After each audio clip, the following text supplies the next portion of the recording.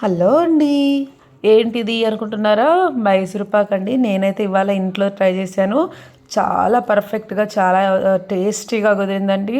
ఇక్కడెక్కడ నెయ్యి వాడలేదండి. Just oil తోటే మనము మైసూర్ పాక్ అనేది రెడీ చేయడం జరిగిందండి. ఈ మైసూర్ పాక్ చేసుకోవడానికి మీకు 1 కప్ ఆఫ్ శనగపిండి కావాలండి. నేను అన్నీ కూడా కప్పు మెజర్మెంట్స్లోనే చెప్తాను. దీనికోసం మీకు 1 కప్పు శనగపిండి తీసుకొని దాన్ని క్లీన్గా జల్లించి పెట్టుకోవాలి. ఎలాంటి ఉండలు లేకుండా జల్లించుకొని పెట్టుకోవాలి. తర్వాత ఒకటి మందపాటి ప్యాన్ తీసుకొని 2 కప్పుల షుగర్ వేసుకోవాలి. తర్వాత ఇంకొక ప్యాన్ పెట్టేసి 2 కప్పుల ఆయిల్ కూడా వేసుకోవాలండి. నేను ఇక్కడైతే ఫ్రీడమ్ ఆయిల్ వాడుతున్నానండి. వాసన ఎటువంటి సువాసన లేకుండా ఉండే ఆయిల్ అయితే వాడుకోవడం జరుగుతుందండి. ఈ 2 కప్పుల ఆయిల్ వేసిన తర్వాత పొయ్యిని ముట్టించుకోవాలండి.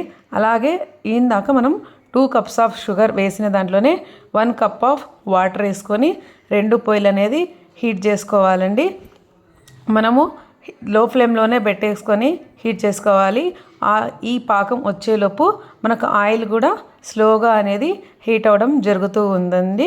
చూడండి, ఇలా స్లోగా మనము చక్కెర పాకాన్ని అయితే రెడీ చేసుకుందామండి. చక్కెర పాకం మొత్తం కూడా రెడీ అవుతుంది. చక్కెర పాకం కరుగుతుండేలోపు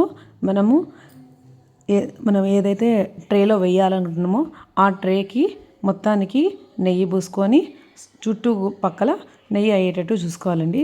చక్కెర అయితే కరిగి దగ్గరికి వస్తుందండి. ఈ చక్కెర కరిగేటప్పుడే మీరు చాలా జాగ్రత్తగా చూసుకోవాలండి. ఎందుకంటే నిమిషాల్లోనే పాకం అనేది చేంజ్ అయిపోవడం జరుగుతుంది. మనకు చక్కెర పాకంలో అనేది తీగలాగా చూపండి, నేను వీడియోలో చూపిస్తున్నాను. తీగలాగా అయితే రావాలండి. మనకు తీగలాగా వచ్చిన తర్వాత మనం శనగపిండి 1 కప్ ఆఫ్ శనగపిండి తీసి పెట్టుకున్నాం కదా, దాన్ని విస్కర్తో అయితే తిప్పుకోండి. అప్పుడు ఎక్కడ కూడా లమ్స్ లేకుండా టోటల్గా శనగపిండి అనేది ఎక్కడ కూడా లమ్స్ లేకుండా దాంట్లో కరిగిపోతుందండి. శనగపిండిలో ఎక్కడైనా లమ్స్ ఉంటే మనకి పర్ఫెక్ట్గా ఉండదు మైసూర్ పాక్ అనేది. స్ట్రెచ్చర్ అనేది మొత్తం చూడండి, వీడియోలో చూపిస్తున్నట్టు మొత్తము ఫాస్ట్గా అలా తిప్పుకుంటూ ఉండడం వల్ల ఎక్కడ కూడా లమ్స్ లేకుండా అయిపోతుందండి. ఇలా కలుపుకున్న తర్వాత మనం పక్కన పొయ్యి మీద అయితే ఆయిల్ లో ఫ్లేమ్లో పెట్టుకొని ఉంటాం కదండి, అది ఆల్రెడీ హీట్ అయి ఉంటుంది. ఈ పాకం వచ్చే వరకు ఇలా 2 స్పూన్స్ వేసుకుంటూ కలిదింపుకుంటూ ఉండాలండి. ఈ టైం అయితే చాలా జాగ్రత్తగా ఉండాలండి.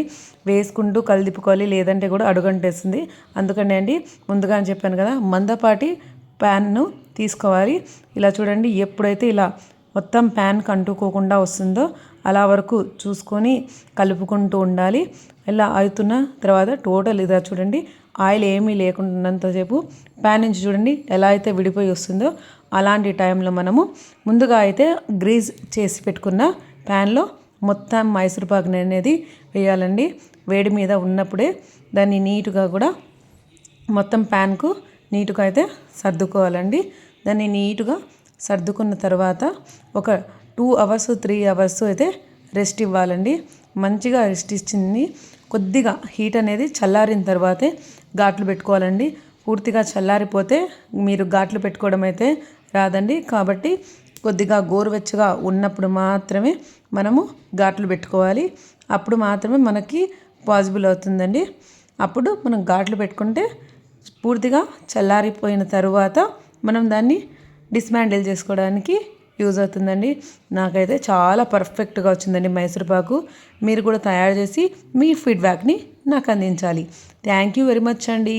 Once again happy. మనం ప్యాన్లోకి తీసుకున్న తర్వాత చల్లారిన తర్వాత ఇదిగోండి ఇలా నైఫ్ తోటి చుట్టూ అయితే ఒకసారి మళ్ళీ ఇట్లా అనుకోండి, లేకపోతే మొత్తం మనకి రాకుండా పోద్ది. అందుకని అలా అనుకున్న తర్వాత ఒక్కసారి ఇలా ట్యాప్ చేయండి. జస్ట్ మన మైసూర్ పాక్ అనేది వచ్చేసిందండి.